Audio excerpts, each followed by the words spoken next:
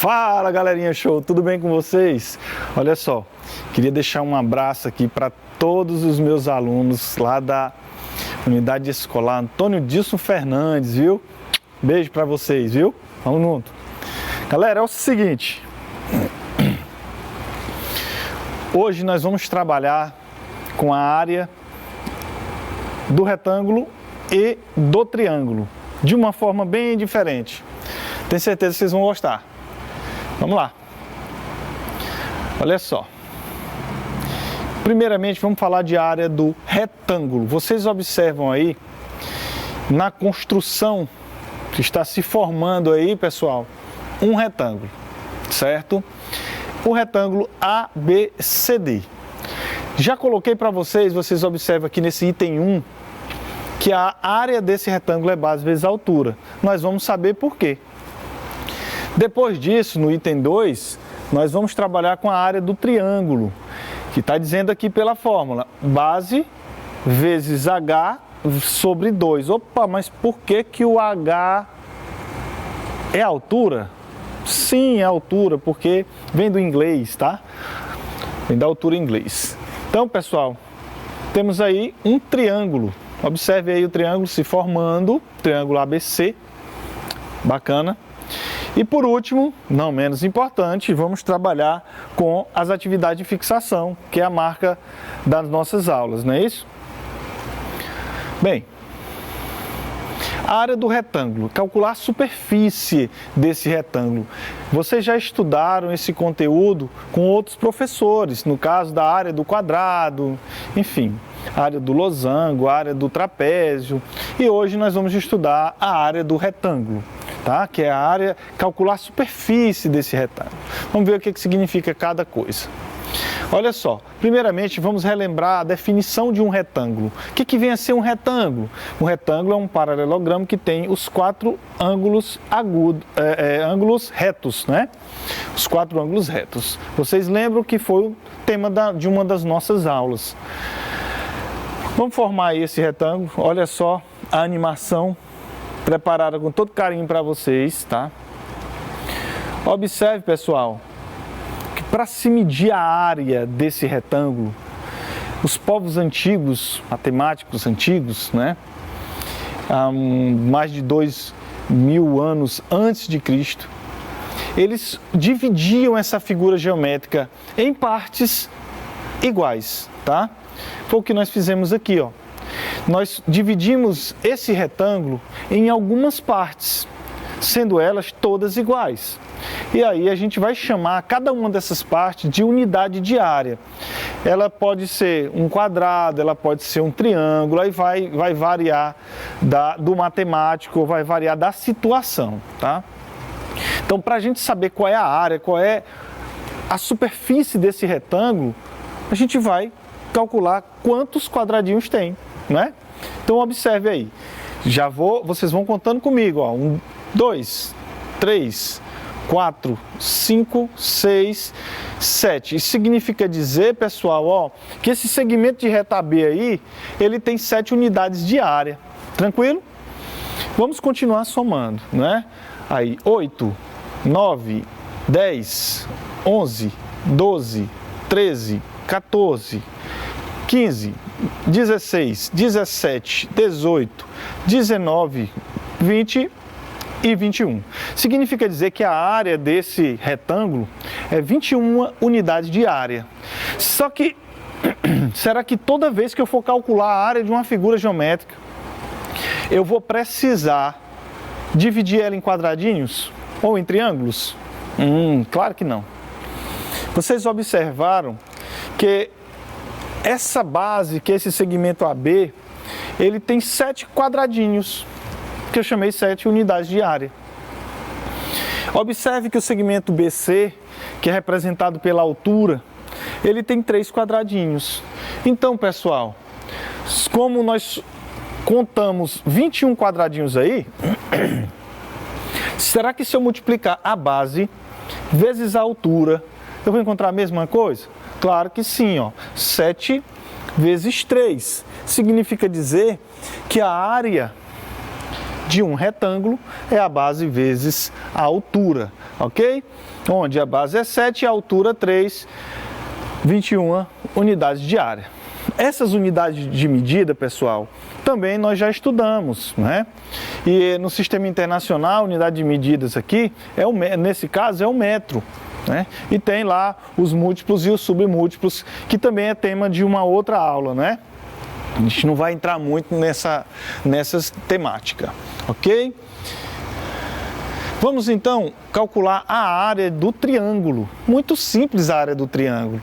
Olha só, primeiramente vamos entender o que é o triângulo. Vamos relembrar. É o polígono que possui 3 lados, ok? Tem 3 lados. Observe aqui a formação desse triângulo. Tá aí. Triângulozinho ABC. Quero saber a área dele. Tio, então quer dizer que eu vou dividir em quadradinhos, só que tem um problema, quando chegar bem aqui no vértice A, eita meu Deus, não vai formar um quadradinho ali. Então o que a gente faz? O que nós vamos fazer? Nós vamos montar uma outra figura para a gente encontrar a área desse triângulo ABC. Vem junto comigo. Olha só, primeiramente, pessoal, eu vou criar uma reta paralela a esse segmento de reta AB. Claro, vamos dar a ideia de paralelogramo, né? Paralelogramo tem lados opostos, paralelos e congruentes. Então, eu vou criar aqui, no caso, um segmento de reta que tem o mesmo comprimento de AB e que seja paralelo, claro, a AB. Da mesma forma, eu vou criar um segmento de reta paralelo a BC, lá do outro lado, né? Formando assim o famoso retângulo. Tio, mas espera aí. O que nós vamos fazer agora? A gente vai lembrar de uma coisa importante. Observe que eu tenho aí 2 triângulos. Espera aí. Nós montamos um retângulo. Esse segmento AC vai ser a diagonal desse retângulo, não é isso, pessoal? Então, se ele é diagonal, ele vai dividir esse retângulo em 2 triângulos. E esses 2 triângulos têm a mesma área. Ah, então ficou fácil. Espera aí. Qual é a área do retângulo? Ou seja, a área de tudo isso aqui, o retângulo ABCD. A área, eu já sei, vocês também, base vezes altura. Tranquilo? Só que eu formei 2 triângulos e eu só quero a área de um, já que eles têm mesma área. Se eu quero a área de um, peraí. Eu tenho a área total e tem 2 triângulos iguais, então divido por 2, muito bem. Sei que passou pela cabeça de vocês. Então, para encontrar a área de um desses triângulos, eu vou dividir por 2. Tá aí, B vezes H dividido por 2. Base vezes altura sobre 2. Tranquilo? Então, já sabemos que para determinar a área de um triângulo, eu vou utilizar a fórmula base vezes altura dividido por 2. Tranquilo e calmo? Tenho certeza que sim. Vamos lá, tem mais uma coisa interessante que eu trouxe para vocês hoje aqui, que é calcular a área de triângulos com mesmas bases e mesmas alturas, tá? Então, vamos formar bem aqui um retângulo. Observe aqui essa animação, vocês vão gostar, super legal. Construiremos um triângulo dentro desse retângulo. Observe, o triângulo AB tem um pontinho aqui em cima, né? Vocês estão vendo aí. Temos esse triângulo, vou chamar ele de triângulo azul, tá? Qual vai ser a área desse triângulo azul? Nós precisamos observar uma coisa. A base dele é a mesma base do retângulo. E a altura dele, ó, a mesma altura desse retângulo. Portanto, para eu encontrar a área do triângulo azul, ele vai crescer, vai aparecer para vocês, bem bonitinho, base vezes altura sobre 2. É claro, né, pessoal? Ora, se a base dele é a mesma base do retângulo e a altura também é a mesma altura do retângulo, então a área dele, base vezes altura sobre 2. Tudo bem? Tudo tranquilo? Beleza. Vai sumir? Vamos construir outro triângulo. Tá aí, o triângulo vermelhinho. Tá? Qual é a área desse triângulo? Tio, mas espera aí, tio. A base dele é a mesma base do retângulo. E a altura dele, ó, a mesma altura desse retângulo. Portanto, a área desse triângulo vermelhinho é o quê? Vocês vão dizer, tenho certeza que vocês já manjaram isso, né? Também, base vezes altura sobre 2. Lembrando que essa base e essa altura são as bases a base do retângulo e a altura também desse retângulo. Show de bola? Tranquilo? Então, vamos fazer mais um? Vamos lá. Tá aqui, triângulo verdinho. Será que ele vai ter a mesma área do azul e do vermelhinho? Vamos ver. Ó, a base dele é a mesma base do retângulo, que é a base Bzinho. E a altura Hzinho, não é? Então, a área desse rapaz, base vezes altura sobre 2. Tio, peraí, deixa eu entender uma coisa. Quer dizer que a área desses 3 triângulos, que logicamente são diferentes, eles têm mesma área? Sim, mesma área. Por quê? Vocês já observaram. Porque eles têm a mesma base e a mesma altura. Tá bom? Então, se você tiver triângulos que têm mesma base e mesma altura, a área deles serão iguais. Tranquilo? Beleza demais. Então, podemos afirmar que, no caso, a área de qualquer um desses 3 triângulos, base vezes altura sobre 2. Tá bom? É só você substituir valores aí, vão depender das questões que vão aparecer, e aí a gente vai encontrar a área desses triângulos. O certo a dizer é que a área de triângulos que tem mesma base e mesma altura são todos iguais. Tranquilo? Show de bola! E agora nós vamos para uma das partes mais importantes da aula, né? Que é a resolução de exercício, atividades de fixação. Então, gente, eu quero muita atenção. Vocês aí, peguem a canetinha, um lápis e uma borracha. Você vai lá, assiste a aula, depois você vai lá no canal do YouTube, do canal Professor Cledilson, vê essa aula novamente. Quando chegar o momento da resolução das questões, você vai parar o vídeo, tenta resolver e logo após eu venho com a resolução, tá bom? Não esqueçam, para nossa comunicação entre temas de aula, entre tirar dúvidas, vocês vão lá no meu Instagram, no meu Facebook ou no meu canal do YouTube. Vamos lá, canal do YouTube, Professor Cledilson, coloca lá na barra de pesquisas e vai aparecer esse cidadão aqui. Você também pode ir lá no Instagram, @Cledilson_Moraes_Bezerra, e a gente se encontra por lá e conversa tudo direitinho, tá bom? E no Facebook, Professor Cledilson, vai lá que a gente se entende. Olha só. Um pedreiro construiu um muro de 30 metros de comprimento por 1,60 metros de altura. Sabendo que, em média, são utilizados 25 tijolos por metro quadrado, responda: quantos tijolos, no mínimo, ele utilizou nessa construção? Vamos interpretar a questão. Muito bem. Está aqui o muro. Esse muro ele tem 30 metros de comprimento por 1,60 de altura. E ele diz mais, ele diz que cada metro quadrado, então em 1 metro quadrado tem 25 tijolos. Tá? Pergunta quantos tijolos eu utilizei nesse muro. Então olha só, primeiramente nós temos que encontrar a área do muro, né? Se eu encontro a área desse muro em metros quadrados, é claro, se a cada metro tem 25 tijolos, então a gente multiplica, não é isso? Então vamos trabalhar. Para encontrar a área, nós precisamos saber que tipo de figura geométrica é essa. Claro, um retângulo, né? Base vezes altura. Quem é a base? É 30 e a altura 1,6. Multiplicando, nós temos aí 48 metros quadrados, ok? Então, a área do muro por inteiro, a superfície do muro, 48 metros quadrados. Agora resta saber quantos tijolos esse rapaz precisou colocar nesse muro. Se a cada metro quadrado tem 25 tijolos, ou seja, 1 metro quadrado tem 25, 48 metros quadrados tem quantos tijolos? Muito bem, é só multiplicar, não é isso? Então nós temos aí 25 vezes 48, que é igual a 1.200 tijolos. Tranquilo, simples demais, não é? E a resposta está lá, letra B. Beleza? Acredito que vocês não tiveram dúvida, não é isso? Vamos para a próxima. Olha só. Mais uma vez, pause o vídeo, responda a questão e logo após a gente vem com a resolução. Não esquece disso não. Há 3 janelas de vidro fumê em cada andar de um prédio de 12 andares. Quantos metros quadrados de vidro foram utilizados nesse prédio se cada janela mede 350 centímetros por 120 centímetros?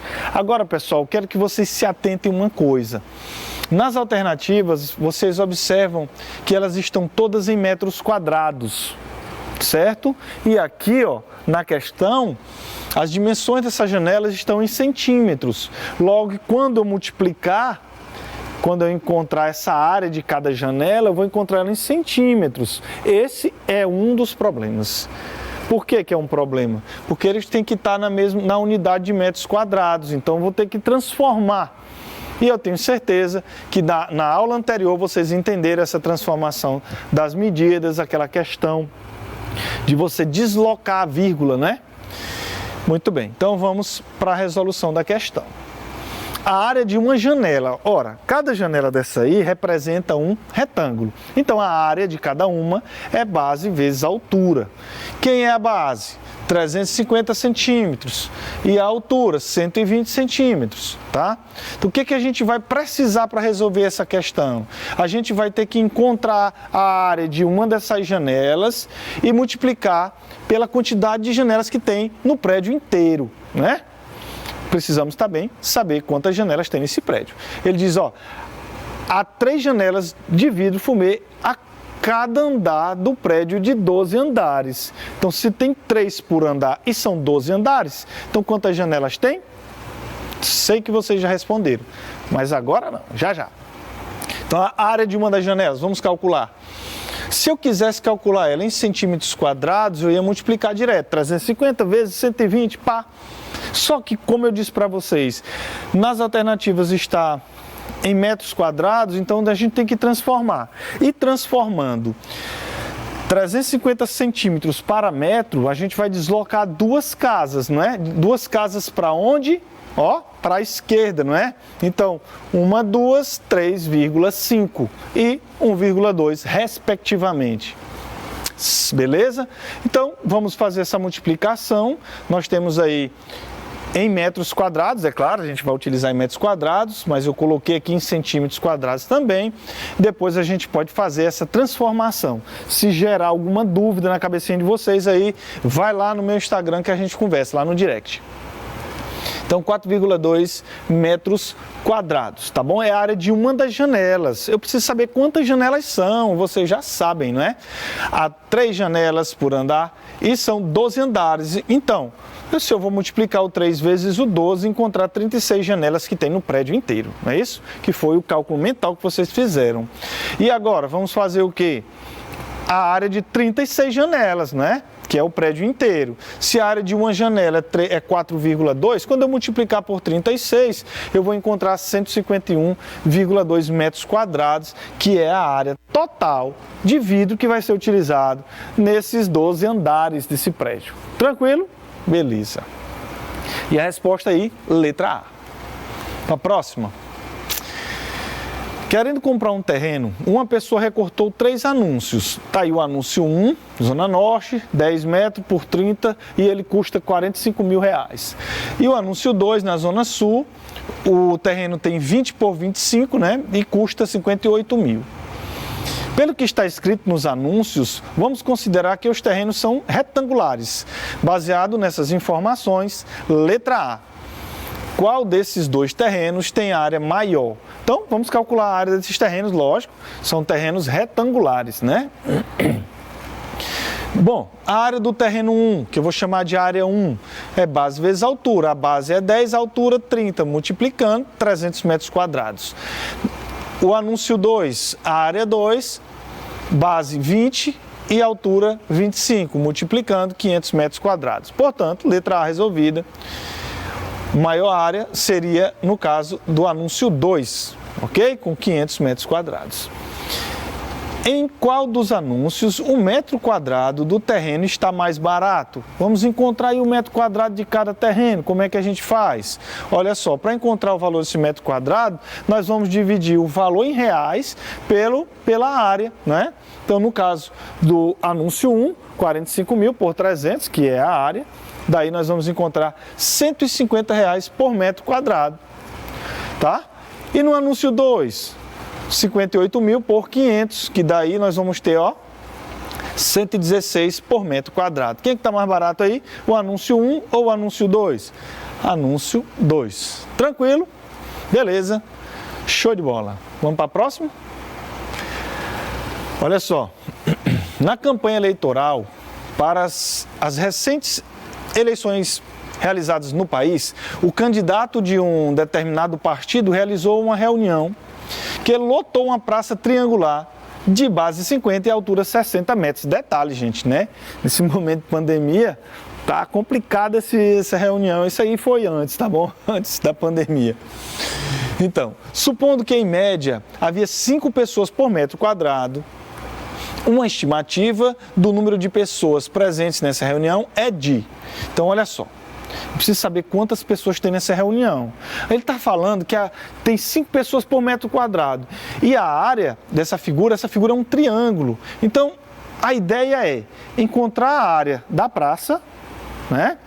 E depois a gente vai multiplicar por 5, porque tem 5 pessoas a cada metro quadrado, né? Então, vamos calcular a área do triângulo. Como é que calcula a área desse triângulo? Já sabemos. Base vezes altura sobre 2. Ok? Quem é a base? 50. Altura, 60. Sobre 2 nós temos aí 1.500 metros quadrados. Ou seja, a área dessa praça é 1.500 metros quadrados. Quantas pessoas tem por metro quadrado? Está dizendo na questão, tem 5 pessoas. Portanto, eu vou multiplicar 1.500 vezes 5 e encontrar aí 7.500 pessoas nessa reunião. Aí, se fosse agora, tá todo mundo com coronavírus, né, galera? Então, ó, fique em casa, se liga, usa máscara e vamos junto. E a resposta está lá na letra B. Tranquilo? Muito bem. Quinta questão, olha só.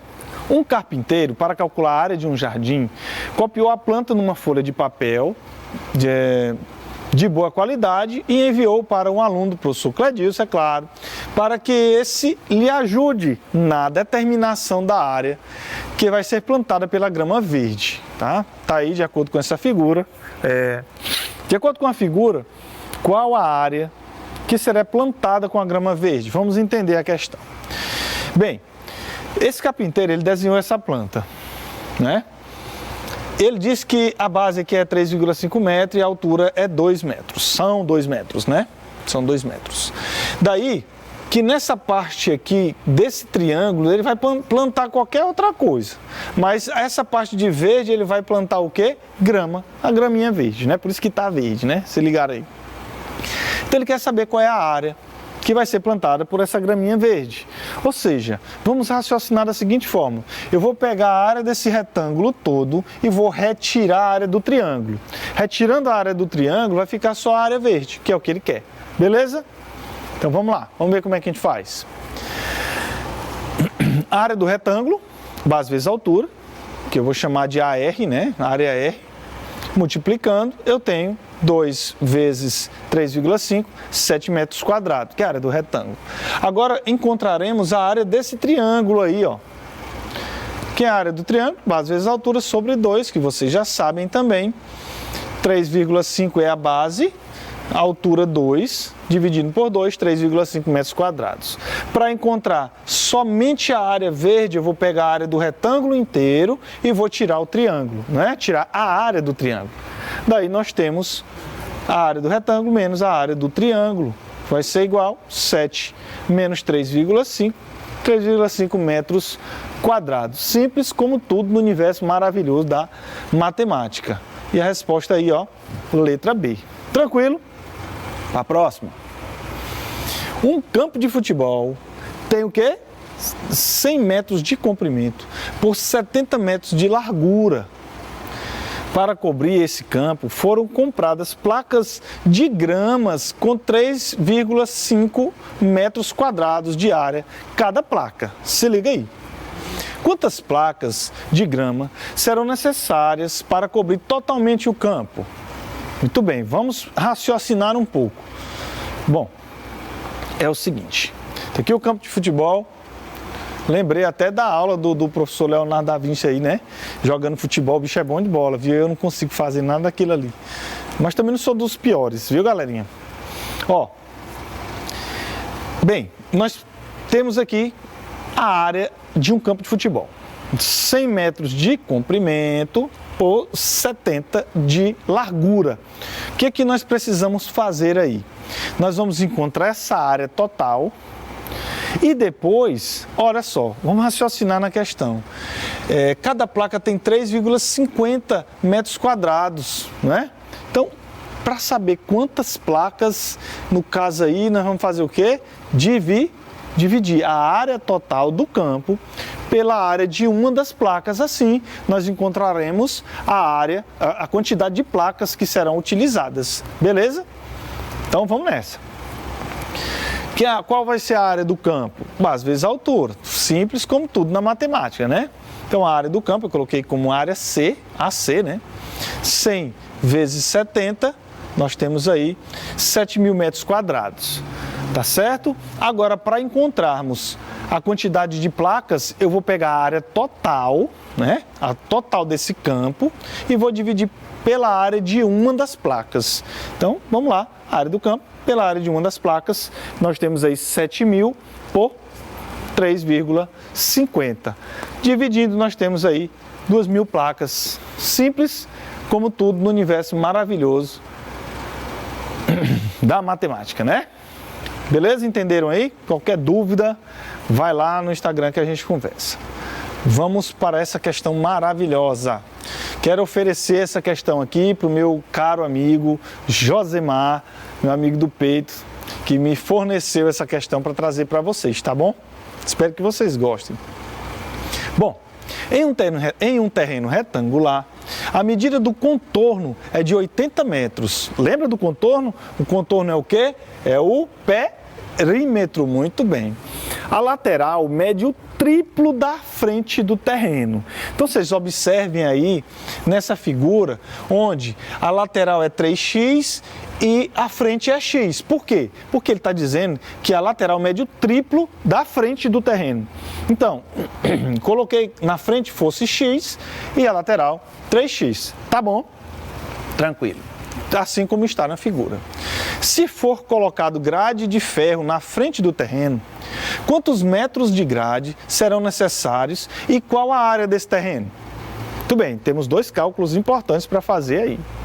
Primeiro, a gente vai ter que encontrar o valor desse x, não é? Raciocinamos.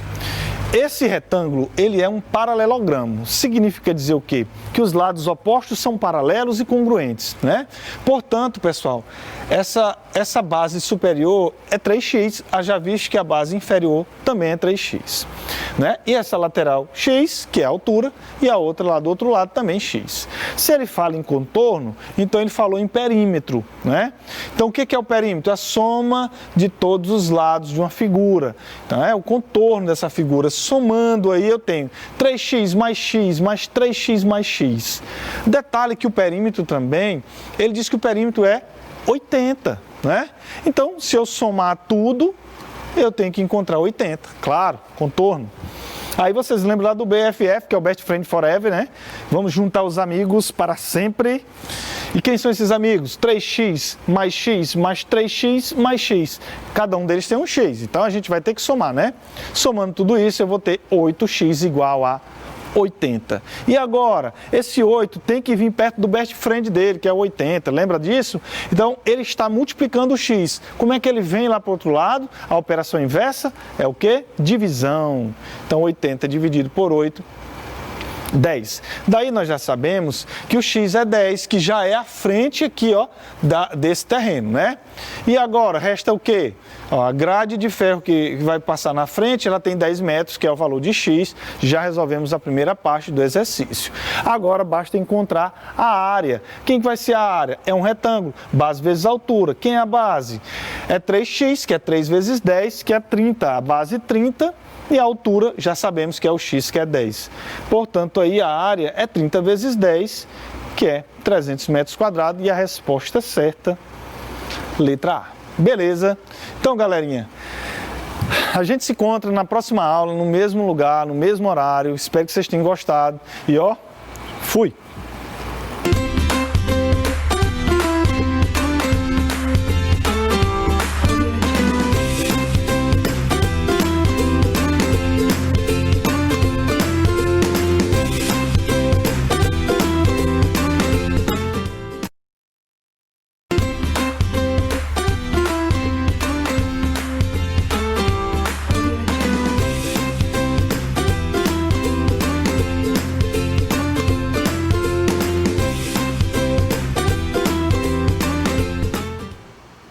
Oi gente, tudo bem com vocês? Eu sou o professor Marquiel Felipe, professor de matemática. Estamos aqui mais uma vez para uma super aula de matemática, é claro, né? E você seja bem-vindo, eu te convido aí a sentar aí na frente da sua TV, chama seu pai, chama sua mãe aí para aprender uma matemática bem simples, uma matemática bem fácil, eu tenho certeza que vocês vão adorar. E na aula de hoje nós temos aí mais um conteúdo aí, claro, como eu sempre digo por aqui, muito fácil, muito simples, então vem comigo e vamos aprender matemática, tá bom?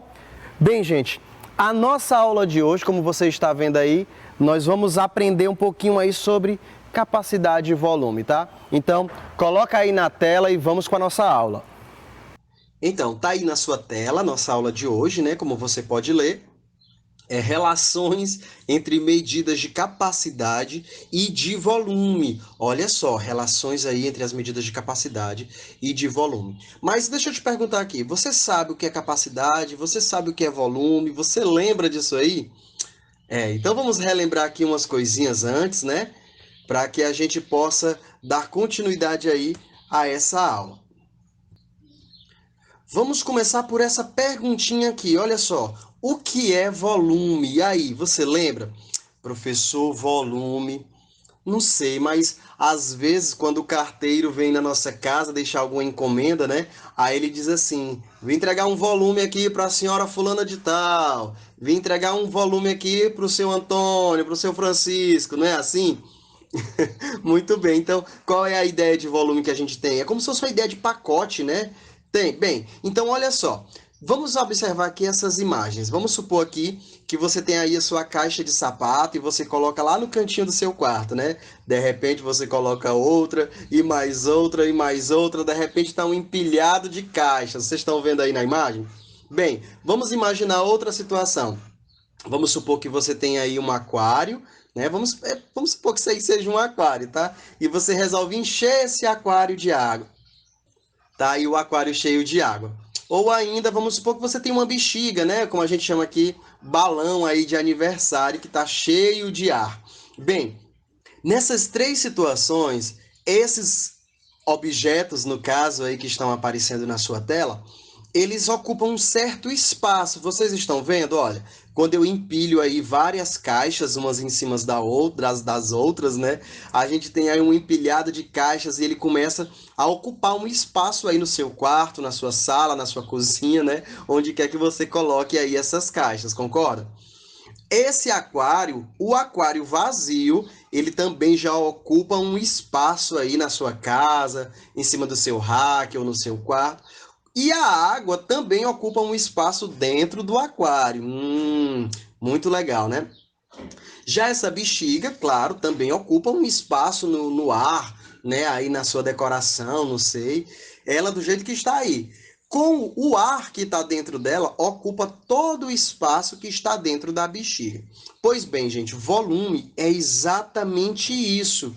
Volume é o lugar, né? É a porção de um lugar, a porção do espaço que é ocupado por um sólido, ou por um líquido, ou por um gás. Por exemplo, aí, essas caixas aí de sapatos, né, que tem o formato aí de um paralelepípedo, elas ocupam um espaço, né? Elas ocupam um espaço aí da sua casa. Então, esse espaço que ela ocupa, uma só delas, né, no caso, já é um volume. Quando tem todas empilhadas desse jeito aí, então todas estão ocupando um espaço ainda maior.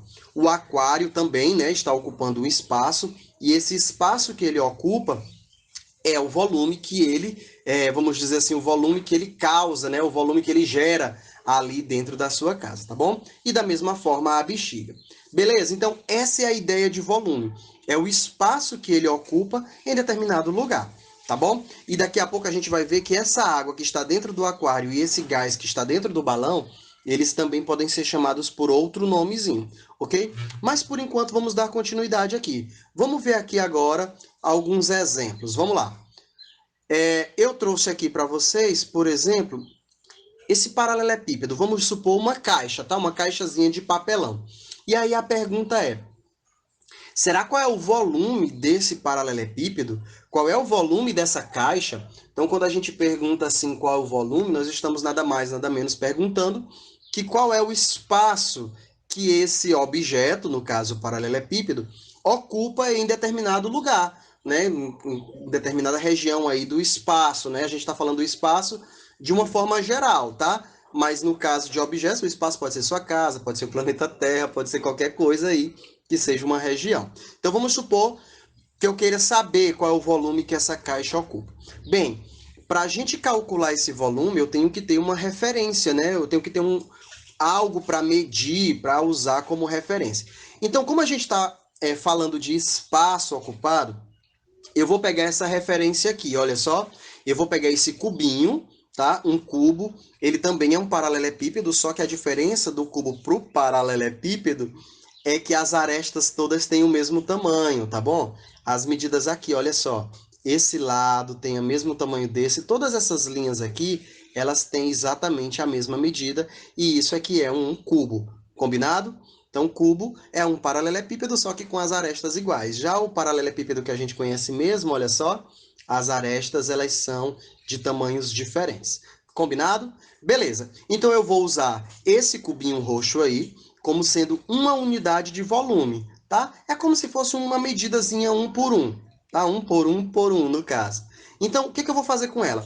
Eu vou medir aqui quantos desses cubinhos cabem dentro dessa caixa. E aí, ao final, quando eu descobrir quantos cubinhos cabem dentro, vai ser exatamente o volume que essa caixa ocupa aí no meu quarto. Combinado? Então vem comigo, vamos contar aí comigo quantos que cabem. Me ajuda, vamos lá. 1, 2, 3, 4, 5. Opa, não cabe mais nenhum aqui, né? Vamos botar aqui na frente agora. 6, 7, 8, 9, 10. Beleza, 10. Cabe mais, não cabe? Pronto, agora vamos colocar em cima. 11, 12. A ideia é a gente preencher essa caixa toda, tá? Quando a gente preencher toda, o tanto que couber aí é o volume ocupado por essa caixa. Nós paramos em quanto? 12. Vamos lá. 13, 14, 15, 16, 17, 18, 19, 20. Será que dá mais uma fileirinha? Vamos tentar? 21. Olha, deu certinho, né? Parece de propósito. 22, 23, 24, 25, 26, 27, 28, 29, 30. Couberam 30 cubinhos certinho, olha só, encheu a caixa. O que isso quer dizer? Isso quer dizer exatamente isso que você pensou, que o volume da caixa é de 30 cubinhos. Não é legal isso aí? Olha só, a gente conseguiu encher essa caixa todinha com 30 cubinhos de volume 1, tá? A gente pegou esse cubinho aí como uma medida, um padrão, e fomos enchendo ali a nossa caixa grande com elas e couberam 30. Se não tivessem, se tivesse sobrado algum espacinho, a gente teria que particionar esse cubinho, né? Cortar ele em pedaços pequenos para até completar, tá bom? Mas que bom que deu tudo certo e esse aí é o volume dessa caixa, tá? Você entendeu? Bem, eu vou pegar aqui outro exemplo. Olha, só que eu peguei agora uma caixa menor e ela já está cheia de cubinhos. Também, cada cubinho aí valendo o volume 1, tá? Valendo o volume 1. Então, eu quero saber agora, qual é o volume ocupado por essa caixa? Que está cheia de cubinhos? Professor, Basta a gente contar, né? Não quantos cubinhos tem. Basta a gente contar quantos cubinhos tem. Mas, gente, eu tenho uma preguiça danada de contar. Vocês não têm, não? Eu acho tão chato ficar contando um por um. Vamos utilizar uma ideia aí da multiplicação? Vocês lembram lá da ideia associada à multiplicação, que fala de organização retangular, algo desse tipo? Então, olha só, veja que aqui, por exemplo, na largura, no comprimento aí dessa caixa, couberam exatamente 4 cubinhos. Conta comigo aqui, olha. Aqui na largura couberam 4 cubinhos, ó. 1, 2, 3, 4. E esses 4 cubinhos estão organizados em 1, 2, duas filas, ó. 2 filas aqui desse lado. 2 filas de, né, no caso, 2 cubos aqui. Beleza? E dessa forma, só aqui na base, a gente tem 4 vezes 2, que é 8. Concorda? Beleza, só aqui nessa parte de baixo. E esses 8 estão organizados aqui também, ó, em 2 colunas. Olha aqui, ó, 2 cubinhos, estão vendo? Então, 1, 2, tá vendo? Ó, 1, 2. Então, esses 8 aqui da base estão se repetindo 2 vezes. É como se a medida dessa caixa fosse 4, 2 e 2, né? Base vale, o comprimento dele aí vale 4, a largura vale esse 2 e a altura vale 2 também. Você lembra aí, né? Então, olha só, nesse caso, a gente pode calcular o volume ao invés de a gente ficar contando. Basta a gente pegar esse 4, multiplicar por esse 2 aí da largura e multiplicar por esse 2 aí da altura, tá? Porque são 4 vezes 2 que se repetem 2 vezes. Combinado? Fazendo essa continha, olha só. 4 vezes 2 é 8 e 8 vezes 2 é 16. Então, o volume dessa caixa aí é 16, né? Utilizando, claro, esse cubinho roxo como medida padrão, tá bom? Então, aí a gente tem um volume 16. Bem, sabendo disso, a gente pode, claro, como tudo aí, quase tudo na matemática, a gente pode generalizar. O que a gente quer dizer com isso? Vamos aqui montar uma forma de calcularmos o volume para a gente não ter que toda vez estar medindo aí, colocando cubinhos dentro dessas caixas, né? Então, vamos pegar aqui primeiro, no caso só dos cubos e dos paralelepípedos, ok? Então, para a gente calcular o volume de um paralelepípedo ou de um cubo, né, se for o caso, basta nós multiplicarmos as 3 dimensões, né, do objeto, ou do paralelepípedo, ou do cubo. Que dimensões são essas? O comprimento, a largura e a altura, beleza? Que são exatamente esses aqui que a gente acabou de ver, olha só. Aqui, ó, o comprimento, a largura e a altura. Por isso que essas figuras são chamadas figuras tridimensionais, tá? Porque elas têm 3 dimensões. Então, basta multiplicar essas 3 dimensões, gente. E aí a gente já tem o volume desse objeto. Vamos ver aqui um exemplo? Olha só. Eu peguei esse cubo, que as arestas dele aí medem 5 decímetros. Você lembra dessa unidade decímetro? Esse dm aí, olha. dm significa decímetro, quer dizer a 10ª parte do metro. Olha o nome, decímetro, 10ª parte do metro. É como se fosse, não, de fato é 10 centímetros. 10 centímetros é equivalente a 1 decímetro, tá? 1 decímetro, ou seja, no metro cabem 10 decímetros, tá bom? Então, a cada 10 centímetros a gente pode trocar o nome por... A cada 10 centímetros a gente pode trocar o nome por decímetro. Então, nesse caso aí, a gente tem 5 decímetros, como se fosse 50 centímetros. Na verdade, é 50 centímetros. Mas vamos deixar decímetro. E como é que eu sei que é um cubo? Porque as arestas são do mesmo tamanho. Professor, nesse caso aí, o comprimento, olha só, tanto faz, qualquer lado pode ser o comprimento, vamos supor que seja esse, vale 5. A largura vale 5 e a altura também vale 5, tudo decímetro. Então, para calcularmos o volume deste cubo, a gente coloca o quê? Esse 5 do comprimento multiplicado pelo 5 da largura, multiplicado pelo 5 da altura. Fazendo essa continha, olha só, parece uma potência, né? E 5 vezes 5 é 25, e 25 vezes 5 dá 125.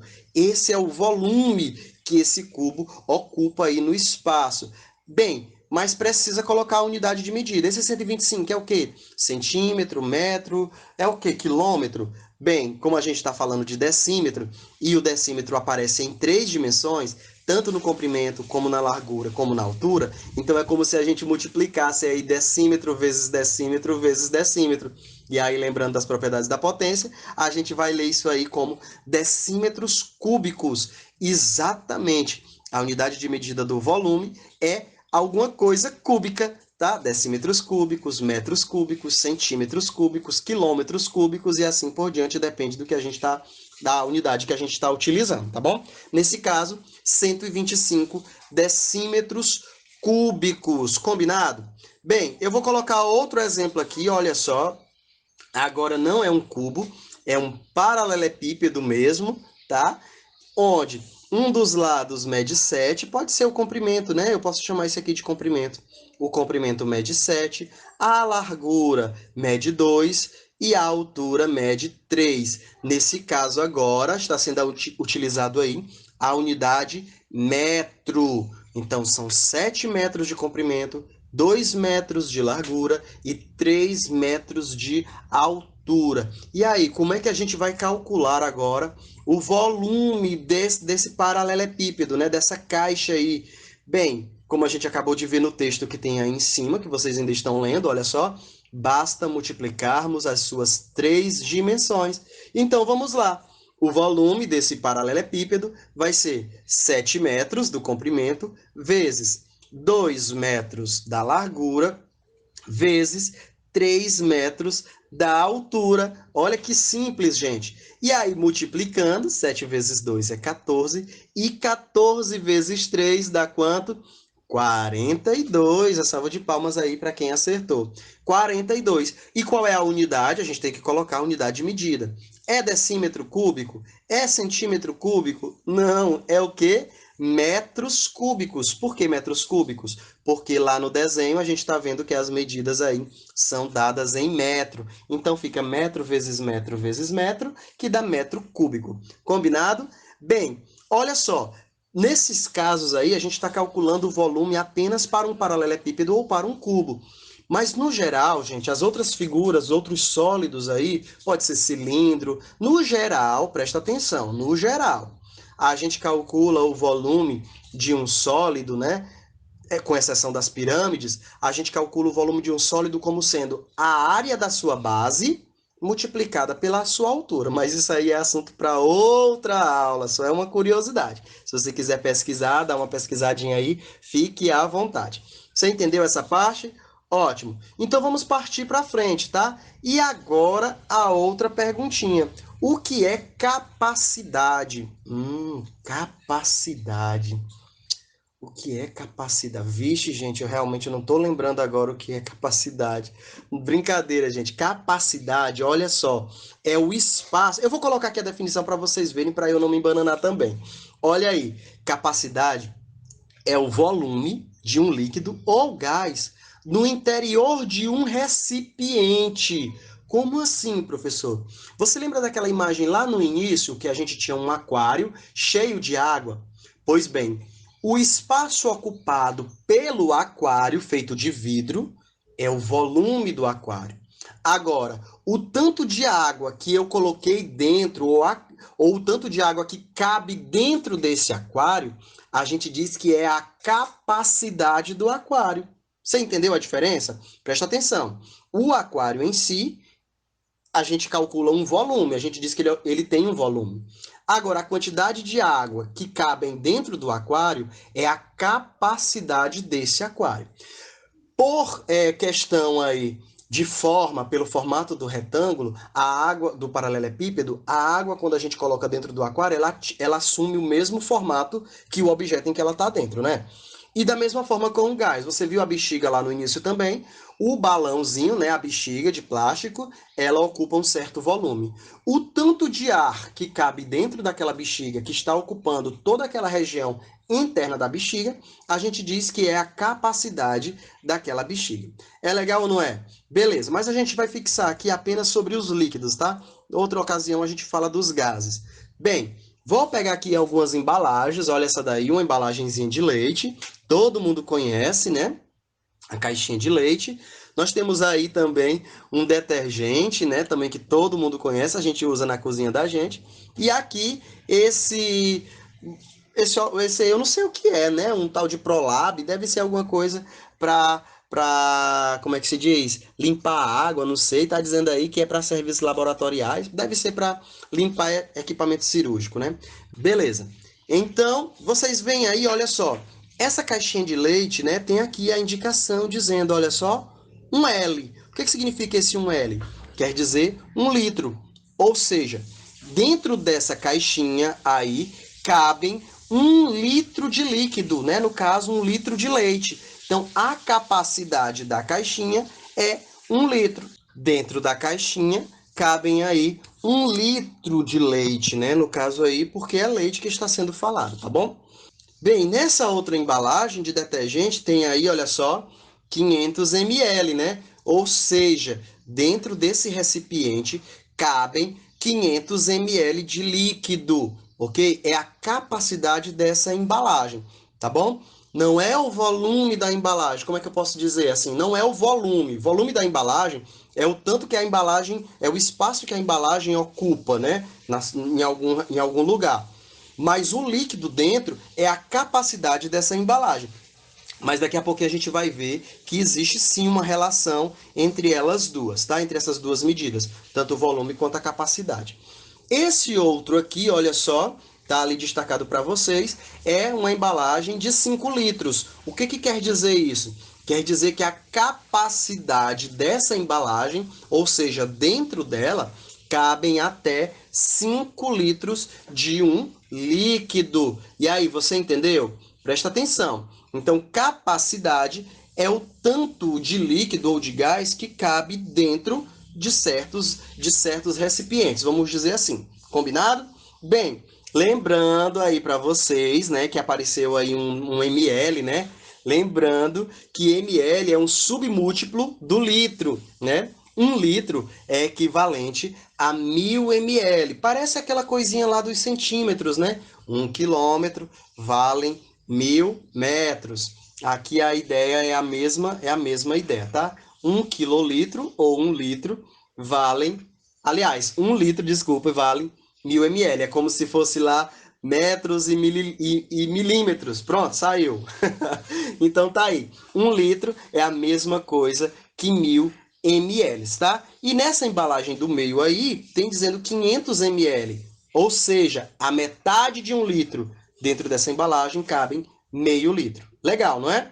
E essa outra aí de 5 litros, quer dizer que cabem 5.000 ml na primeira embalagem de leite. Cabem 1.000 ml, na segunda 500 ml, já está dizendo, e na terceira 5.000 ml. Nossa, quase não sai, né? Deu uma engasgadinha. Bem, e como eu disse para vocês, existe aí uma relação entre a capacidade e o volume. E é isso que eu quero mostrar para vocês hoje. E eu vou direto ao assunto. Olha só, 1 litro, gente, é a mesma coisa, né, em casos de medida, que 1 decímetro cúbico. Como assim? Eu quero dizer para vocês, essa primeira unidade aqui, olha, que eu estou colocando, estou circulando, mostrando aqui para vocês, 1 litro é uma medida de capacidade. E essa medida aqui, 1 decímetro cúbico, é uma medida de volume. O que quer dizer essa relação? Quer dizer o seguinte, olha, que se eu pegar um recipiente que tenha 1 decímetro cúbico de aresta, né?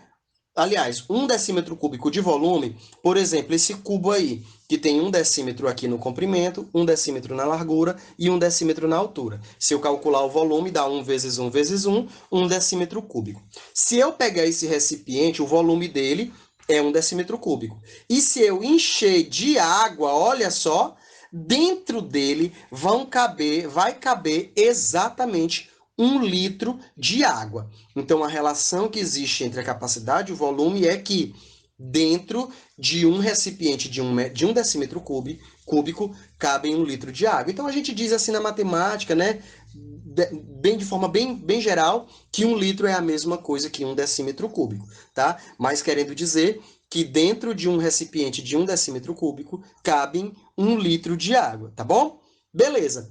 Olha só, se 1 decímetro cúbico é a mesma coisa que 1 litro, bem, 1 decímetro são 10 centímetros, né? Então, se a gente multiplicar aí por 1000, por exemplo, e a gente sabe que 1 metro cúbico dá 1000 decímetros cúbicos, cada decímetros cúbicos cabem 1 litro. Então, olha essa relação. 1 metro cúbico cabe 1000 litros. Ou seja, se eu tiver vamos dizer um aquário, né? Uma caixa d'água aí, de 1 metro de comprimento, por 1 metro de largura, por 1 metro de altura, dentro dessa caixa vão caber exatamente 1000 litros de um líquido. Legal, né? E a gente não pode esquecer disso aí nunca, tá? Duas coisas importantes. 1 litro é a mesma coisa que 1 decímetro cúbico e 1 metro cúbico é a mesma coisa que 1000 litros. Combinado? Beleza, então vamos lá, continuando nossa aula. Bem, então, como eu disse, não pode esquecer aí dessa relaçãozinha, tá? 1 litro é igual aí a 1 decímetro cúbico, como você sabe, né? Como eu acabei de falar para vocês no vídeo, quer dizer que uma vasilha aí que tem 1 decímetro cúbico de volume, dentro dele vão caber 1 litro de água. E essa outra relação que você também está vendo aí na sua tela, que 1 metro cúbico, né, uma recipiente aí que tenha 1 metro cúbico de volume, vão caber aí 1000 litros de água. Isso é legal, não é, gente? Rapaz, a matemática nos surpreende. Mas, para a gente dar continuidade, vamos aí a umas questõezinhas, né, para a gente treinar. Então, eu trouxe aqui para vocês umas questões bem simples e olha aí a primeira aparecendo na sua tela. Um hidrômetro de uma casa registrou o consumo mensal de 22 metros cúbicos de água em determinado mês. Quantos litros de água foram consumidos nesta casa? Veja que aí está marcando o consumo em metros cúbicos e a gente quer saber quantos litros, né, que valem aí esses metros cúbicos. E aí, você sabe como é que faz? Então, como a aula de hoje é aula mesmo, eu vou logo fazer aqui para vocês, tá bom? Bem, primeira coisa, a gente tem que lembrar que 1 metro cúbico valem 1000 litros. A gente acabou de ver isso aí, não é? Como 1 metro cúbico vale 1000 litros e a gente tem aí dizendo que a casa gastou 22 metros cúbicos, então a gente pega esses 22 e faz o quê? Diz aí bem alto para eu ouvir. Muito bem, a gente pega esses 22 e multiplica por 1000. Ora, professor, se 1 metro cúbico é 1000, 22 são quantos? 22 vezes 1000, que vale quanto, minha gente? 22 mil litros de água. Muita água, né, gente? Então, para aí um pouquinho, vamos ter consciência, economizar água, porque não é brincadeira não, né? Tem muita gente sofrendo aí com falta de água no mundo e a gente não quer passar por isso, né? Então, desliga a torneirinha ali quando estiver escovando os dentes, quando for tomar banho, quando estiver se ensaboando ou lavando a cabeça, desliga o chuveiro também, tá? Vamos economizar porque assim a gente garante água por um bom tempo. Trouxe mais uma questãozinha, tá aí aparecendo na sua tela. Qual é a capacidade em litros de uma caixa cúbica com 8 decímetros de aresta? Essa daí tá boa, não tem desenho, mas eu vou responder logo para vocês. A primeira coisa, vamos fazer o desenhozinho aí, olha aí a caixa, tá enchendo de água e ela tem 8 decímetros de aresta. Isso quer dizer que cada aresta vale 8 decímetros. Como a gente quer calcular aí quantos litros tem nessa caixa, então a primeira coisa que eu tenho que fazer é calcular o volume dessa caixa. E como é que a gente calcula? Muito bem, multiplicando aí as 3 dimensões. Então o volume dessa caixa vai ser 8 vezes 8 vezes 8, né? E fazendo esse cálculo, dá 512 decímetros cúbicos.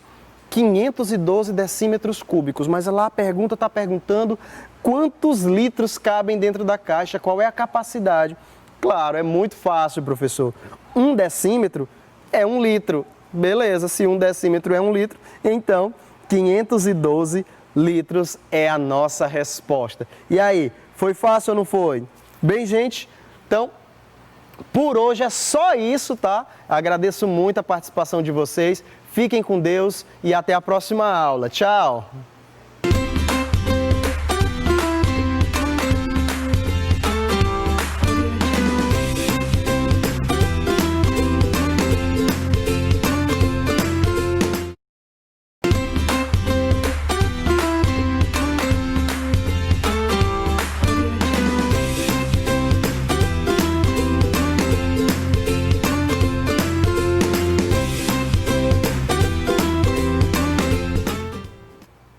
Boa tarde, pessoal. Sejam bem-vindos a mais uma aula de ciências.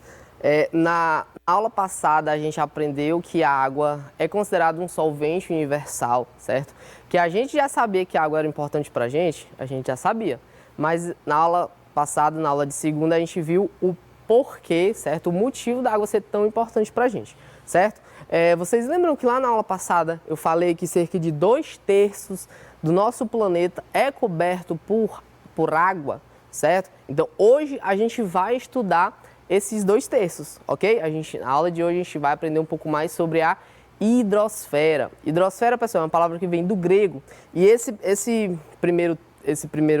primeira parte da palavra hidrosfera pode ser traduzida como água e essa segunda, esfera mesmo, certo? Então, hidrosfera nada mais é do que a esfera de água da Terra, ok? Então, sem mais delongas, vamos começar a aula.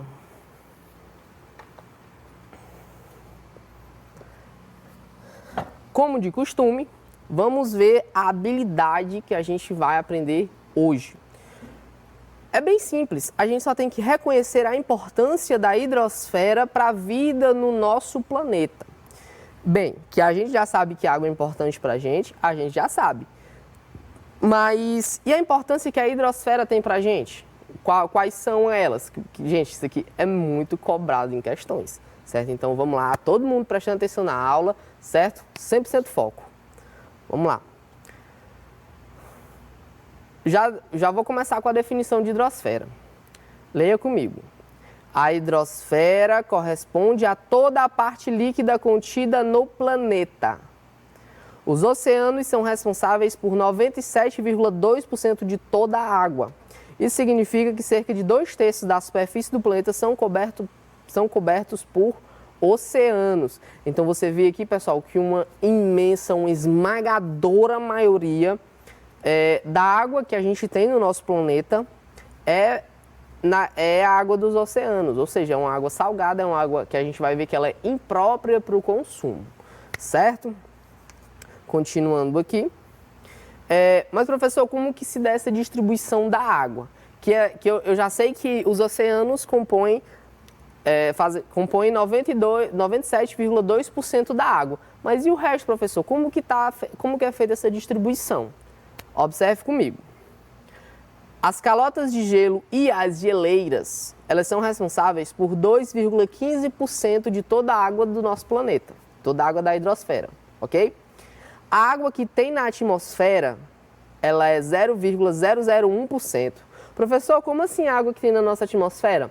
Pessoal, observe o que eu vou dizer agora, porque isso já foi cobrado em uma Olimpíada de Química, salvo engano, em 2018. Já teve uma questão disso daí, perguntando qual era o gás mais abundante que tinha na nossa atmosfera. Engana-se quem pensa que é o oxigênio. Pessoal, o nitrogênio, ele compõe mais de 70% da nossa atmosfera, certo? Pouco mais de 20% é de oxigênio e 1% aproximadamente são outros gases. E um desses gases, desse 1%, é água, em forma de gás, certo? Água no seu estado gasoso. É o que a gente chama de vapor d'água, certo? Então, essa água que está na nossa atmosfera aqui, no estado gasoso, ela compõe aproximadamente 0,001% da água do nosso planeta, certo? A água que tem no nosso subsolo. Professor, como assim a água que tem no nosso subsolo? Vocês lembram lá quando a gente falou de lençóis freáticos? Pois é, aquela água que está ali no subsolo, ela é responsável por 0,62% de toda a água do nosso planeta, ok? E o restante, pessoal? Aliás, eu vou falar ainda sobre as águas superficiais. Professor, o que seriam essas águas superficiais? Também chamadas, pode ser chamada também de água continental, exceto a biomassa. Os rios, lagos e a biomassa é responsável por 0,029% de toda a água do nosso planeta. Professor, como assim biomassa? Pessoal, vocês lembram que na aula passada eu falei que 70%, aproximadamente 70% do nosso corpo era formado só por água? Essa biomassa nada mais é do que a massa contida na matéria orgânica, em animais, vegetais, certo? E como os animais e vegetais são compostos por, boa parte deles, por água, eles também caem nessa contagem aí quando a gente fala da distribuição de água na nossa hidrosfera, ok? E os oceanos, como vimos anteriormente, são responsáveis por 97,2% da água de todo o planeta. Pessoal, o Brasil ainda não tem nenhum prêmio Nobel, não tem nenhum prêmio Nobel ainda. Mas se vocês quiserem ganhar um, é só vocês descobrirem como é que a gente faz para, de certa forma, para ingerir, para limpar, de certa forma, limpar, filtrar essa água dos oceanos e torná-la uma água pura para o consumo. Se você descobrir isso daí, o Brasil ganha o Nobel e você fica milionário, certo? Mas só continuando aqui, essa daqui é a distribuição. Eu vou dar um tempinho para vocês copiarem, certo? Visto que esse conhecimento é de suma importância a nível de questões, ok? Então vamos lá, vou dar um tempinho para vocês.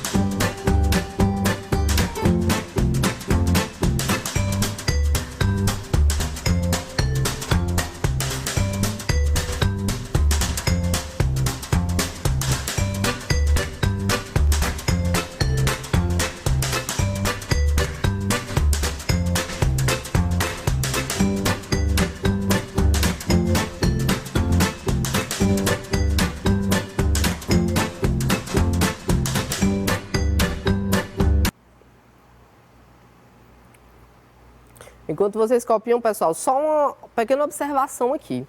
Tá vendo essa água que tem na nossa atmosfera, que hoje é aproximadamente 0,001%? Lá nos primórdios da Terra, como vocês sabem, a Terra era um ambiente inóspito, certo? Muito quente. Então, como foi que essa água surgiu aqui no nosso planeta? Porque inicialmente o nosso planeta não tinha água. Então, como foi que surgiu? Preste atenção nesse trecho que eu retirei desse livro aqui, ó, História da Ciência para quem tem pressa. Eu não tenho tanta pressa assim, né, mas eu comprei esse livro. Presta atenção nesse trecho. A água surgiu a partir do resfriamento da Terra. Como eu disse anteriormente, a água inicialmente era muito quente, certo? Então ela surgiu a partir desse resfriamento, que hoje a gente sabe que está uma temperatura de aproximadamente 20 e poucos graus, o nosso planeta, certo? Mas inicialmente era muito mais do que isso. Então, a história da Terra ela tem esse resfriamento, certo? Agora, continuando. Vulcões expeliam gases e vapor d'água. Então, foram os vulcões que expeliram outros gases, inclusive o vapor d'água, certo? A água em estado gasoso. Que favoreceu a chuva, ok? Então, quando você tem uma grande quantidade de água no seu estado gasoso na atmosfera, isso daí favorece a chuva, certo? Então, foi essa chuva um dos fatores responsáveis pelo resfriamento do nosso planeta, ok? E como a gente sabe também, a vida surgiu na água, certo? Tá aí outra importância. Já pensou, pessoal, se não tivesse acontecido isso daqui? Muito provavelmente não teria vida no nosso planeta e a gente não estaria aqui, tá? Então, tá aí a importância da água na nossa atmosfera, ok? Continuando aqui, como a gente viu na aula passada, a água ela é fundamental para a vida, ok? Então, até onde a gente sabe, uma enorme maioria dos seres vivos que a gente conhece precisam de água para sobreviver e se desenvolver, ok? E até onde a gente sabe também, nós não somos o único planeta, nós não somos o único astro, digamos assim, responsável. O nosso planeta não é o único astro que tem água nele, certo? O exemplo, recentemente, pessoal, bem recentemente mesmo, foi encontrada uma grande quantidade de água na Lua. A gente já sabia que tinha água na Lua, certo? Mas a quantidade de água que foi encontrada na Lua recentemente é muito maior do que se previa, certo? Inclusive, pessoal, um fato bem importante. Para quem gosta de astronomia, inclusive para quem gosta de astronomia também, no último dia 9, na segunda-feira, seria aniversário do Carl Sagan. Para quem não sabe, pessoal, o Carl Sagan, ele foi responsável, ele foi um astrônomo, ele fez, entre outras coisas, ele foi responsável por uma série Cosmos, certo? Que, de certa forma, desvenda os mistérios do universo. Então, quem gostar de astronomia, eu indico essa série Cosmos. Está disponível no YouTube de graça, certo? Então, tá aí, conhecimento de graça é a melhor coisa que tem, ok? Então, para quem quiser, para quem gosta desse negócio de astronomia, para quem quer ser astronauta, esse fato da gente ter encontrado uma grande quantidade de água na Lua, isso significa que muito provavelmente a gente possa ter expedições para a Lua com astronautas, certo? Ou missões tripuladas para a Lua com astronautas cada vez mais frequentes, certo? Então, vamos lá, todo mundo estudando para ser astronauta, já pensou? Agora, continuando aqui, independentemente do ser. Até mesmo porque a vida surgiu na água, como dito anteriormente. Como as bactérias, os primeiros seres vivos e os seres aquáticos, certo? A gente sabe que a vida começou na água, aproximadamente mesmo entre 4,2 bilhões de anos e 3,8 bilhões de anos, certo? Então a vida começou ali na água. Então a gente sabe que os primeiros seres vivos foram seres aquáticos, certo? Que, pessoal, ano que vem vocês vão ver isso aqui com mais calma, mas que demorou muito tempo até eles saírem da água, se transformarem em anfíbios, depois em répteis e assim por diante, ok? Então, só complementando aqui essa parte da água ser fundamental para a vida no nosso planeta, certo? Vocês lembram que lá no início da aula eu falei sobre esse termo águas continentais? Está aqui a definição, leia comigo. As águas continentais são de suma importância para a sociedade, tendo em vista que essas são propícias ao consumo humano e de todos os seres vivos. Lembra lá que eu falei, que eu brinquei, talvez não seja brincadeira, né? Vai que alguém ganha, sobre o prêmio Nobel? Essa água do oceano, pessoal, ela não é propícia para o consumo humano, ok? Então, o que é próprio para o consumo humano, pessoal, é pouco mais de 2% de toda a água do planeta que é propícia para o consumo humano, ok? Então, a gente tem que cuidar muito bem dessa água, tá? Presta atenção no que eu estou dizendo. Continuando aqui, no caso do consumo humano, as águas são utilizadas em uso rural, principalmente rural, já a gente vai ver. Urbano, nas nossas casas, turístico e etc. No campo, ela é utilizada na irrigação, para a criação de animais, entre outros. Nas cidades, seu uso é destinado às residências, indústrias, comércios, instituições, escolas, certo? E no turismo, ela vai ser fonte de renda explorando as belezas de rios e lagos, ok? Então, tá aqui a importância, vocês têm que saber isso daqui, tá? Para que a gente usa essa água? Para diversas coisas, principalmente uso rural, urbano e turístico, certo? Agora, pessoal, esse daqui é um gráfico de utilização da água por região e setor no nosso planeta. Observe esse gráfico atentamente. Bem aqui nessa primeira parte, você tem o consumo mundial da água. A próxima, só lendo aqui a legenda rapidão. Essa barra verde vai ser a agricultura, a amarela vai ser para uso doméstico e a azul vai ser para a indústria, ok? Agora voltando aqui, perceba que bem aqui nessa parte que fala sobre a utilização da água a nível mundial, aproximadamente 70% é utilizado na agricultura, certo? Aproximadamente 10%, pouquinho menos de 10%, é utilizada para uso doméstico, certo? E um pouco mais de 20% é utilizado na indústria, ok? Então isso daqui é a nível mundial, certo? África, Países Baixos, Oriente Médio, Ásia, América Latina e Caribe, América do Norte e Europa, eu não vou comentar muito não, certo? Eu estou focando só a nível mundial. Presta atenção no que eu estou lhe dizendo. Presta atenção no que eu estou lhe dizendo. Grande parte da água continental é utilizada para a agricultura, certo? Se você vê alguma questão que fala disso, você vai marcar o quê? É isso aí, você vai marcar agricultura, ok? Agora vamos falar do Brasil. Professor, e essa distribuição, esse uso da água do Brasil, como que ele é feito? Presta atenção nisso daqui. O nosso consumo total é de nada mais, nada menos do que 1.109 metros cúbicos por segundo. Professor, metro cúbico é o que mesmo? Lembra lá, pessoal, sobre a aula sobre volume, que eu falei um pouco sobre volume. 1 metro cúbico é igual a 1.000 litros, certo?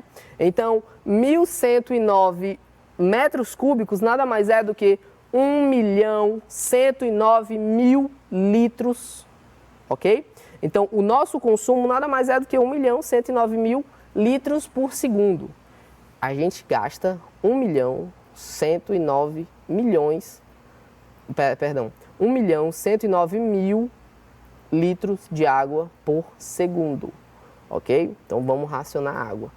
Não é que a água vai acabar, muito pelo contrário, a água não vai acabar. Mas o que pode acabar é a água potável, ou seja, aquela água própria para o consumo. No caso do Brasil, a gente utiliza cerca de 67,2% dessa água para a irrigação. Pouco mais de 10% para o abastecimento animal.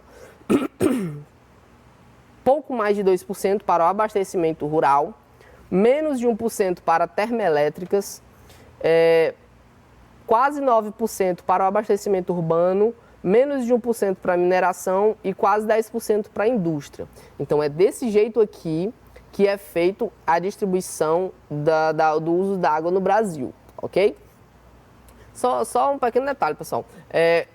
Anteriormente, eu falei que a água não vai acabar.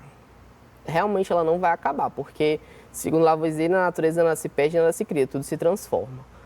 Essa água que é utilizada na irrigação, por exemplo, ela volta para a terra e volta para os lençóis freáticos, ok? Mas o que pode acontecer? Com a utilização de pesticidas, herbicidas, deixa eu ver aqui, agrotóxicos, o que pode acontecer? Essa água, quando ela volta para os lençóis freáticos, o que pode acontecer com ela? Ela pode voltar contaminada. E aí ela vai se tornar própria para o consumo, certo? Então tá aí um pequeno detalhe que também pode ser cobrado a nível de questões, ok? Então se perguntarem, por exemplo, marque a alternativa que fala sobre a maior parte da utilização da água no Brasil. Você vai marcar o quê? Que uma maior quantidade de água utilizada no Brasil é destinada para o consumo rural, certo? Para irrigação, abastecimento rural e abastecimento animal, certo? Agora, continuando. Quais são os tipos de água que a gente pode entender como água própria para o consumo? Pessoal, essas três aí podem ser resumidas basicamente em água doce. Não é que ela seja doce, certo? Mas ela não tem sais, o que torna ela salgada, por exemplo, a água do mar, ok? Mas eu vou comentar cada um deles. Essa água mineral aqui, pessoal, como o nome já diz, é uma água rica em minerais. Lembra lá da aula passada, quando eu mostrei o rótulo da água mineral? Você pode perceber ali que ali tinha 12 minerais todos dissolvidos na água, certo? Então, a água mineral nada mais é do que uma água rica em minerais. Outra água própria para consumo é a água potável. E outra água própria para consumo, dependendo da fonte, é água da fonte, ok?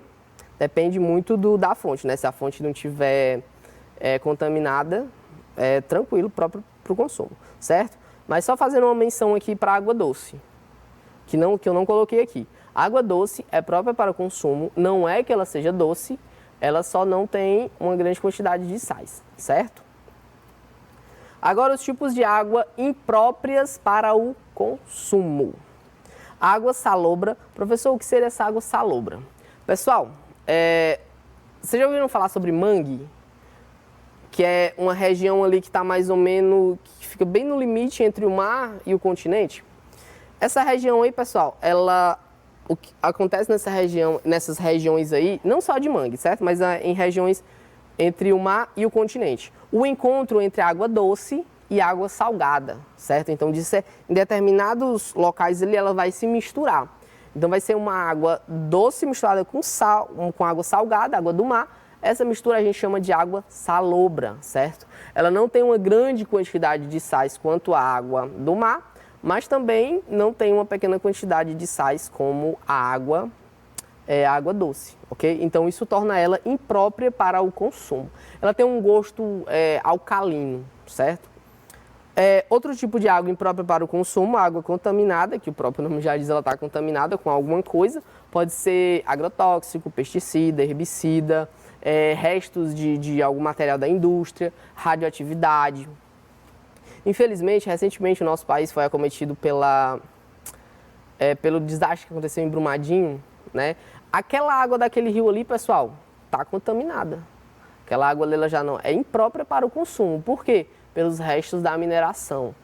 Vocês vão ver daqui 2 anos que a mineração, pessoal, ela polui e polui muito, certo? Mas não vamos se ater muito a isso, não.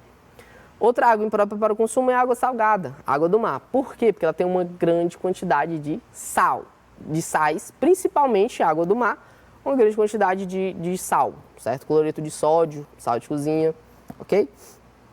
Outra água imprópria para o consumo são as águas urbanas e águas residuais domésticas. Essas duas aqui, pessoal, são aquela água, por exemplo, do banho, água da descarga, certo?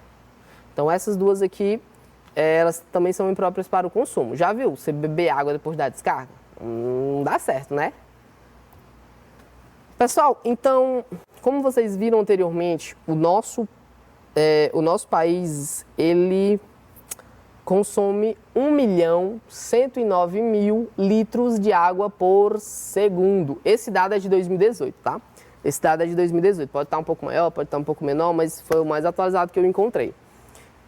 Então, visto isso, pessoal, que, como eu disse anteriormente, não é que a água vai acabar, mas boa parte dela vai ficar imprópria para o consumo se a gente não descobrir alguma forma de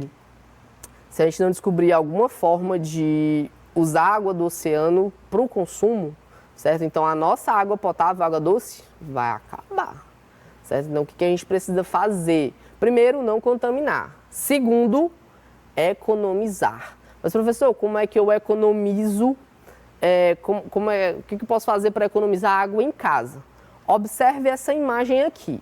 Eu vou dar só um tempinho para vocês observarem essa imagem aqui e refletirem um pouco.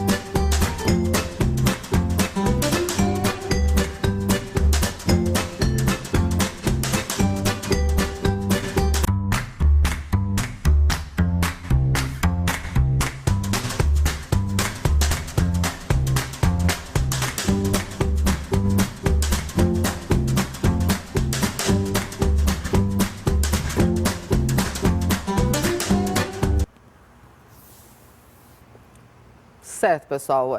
Acho que já deu tempo de ler boa parte daqui, certo? Com isso daqui você vai economizar água em casa, tá? Oriente todo mundo que está em casa para todo mundo economizar água junto. Primeiro, que você vai pagar menos no talão de água. E segundo, que você vai ajudar o nosso planeta, a nossa casa, ok?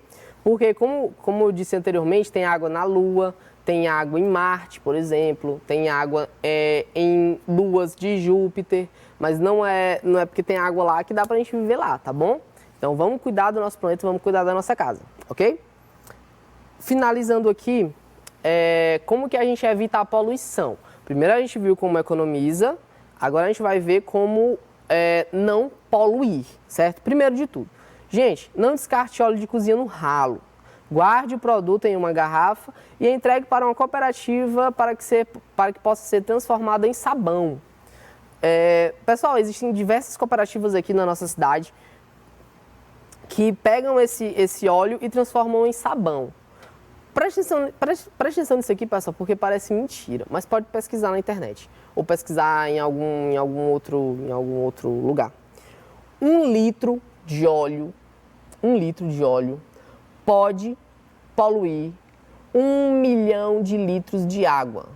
Pessoal, eu queria muito que isso fosse exagero, mas não é, certo? 1 litro de óleo pode poluir 1 milhão de litros de água, certo? Então vamos evitar jogar óleo de cozinha pelo ralo. Primeiro, que entope o ralo. Segundo, que pode poluir muita água, certo?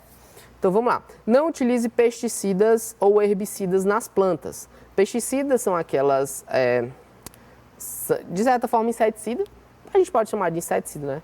Mais ou menos. É inseticida que evita pestes na planta. E herbicidas que matam ervas daninhas. Isso daí, pessoal, polui e polui muito a água, certo? Jogue o lixo sempre em local adequado e amarre bem os sacos antes de pôr na lixeira, certo? Isso daí ajuda também a evitar a poluição das águas. Não jogue nenhum material como sacolinhas de plástico e embalagens em rios, lagos e mares. Pessoal, como a gente já sabe, inclusive até há pouco tempo teve um movimento evitando canudo, evitando sacola, e graças a Deus a gente está um pouco mais consciente em relação a isso. Mas o planeta, ele leva para degradar, ou seja, para destruir completamente uma sacola de algo feito de plástico, isso daqui, ó. Eu até anotei aqui. Para ele decompor um saco, leva 20 anos, um saco plástico. Para ele decompor um copo, 50 anos. Para ele decompor um canudo, 200 anos. Para ele decompor uma garrafa, 450 anos. Uma fralda descartável, 450 anos. Então demora muito para que o planeta consiga degradar isso daí. E polui muito. Infelizmente está destruindo boa parte da vida marinha, ok? Então vamos, consciência, certo? Continuando, não descarte medicamentos ou outros materiais no vaso sanitário. Algumas farmácias fazem coleta de remédios vencidos. Evite a erosão do solo, promovendo a cobertura vegetal nos locais com essa tendência. Isso daqui evita tanto a vossoroca, como essa vegetação, ela faz com que a água penetre, ela filtra melhor a água que penetra no solo, indo até os lençóis freáticos, ok? E por fim, use menos produtos químicos para limpar a casa. Opte por produtos biodegradáveis. Aqui vocês podem pesquisar na internet o que seriam esses produtos biodegradáveis, certo? Então eu conto com vocês para a gente evitar a poluição do nosso planeta, das águas do nosso planeta e também economizar água em casa, certo, pessoal?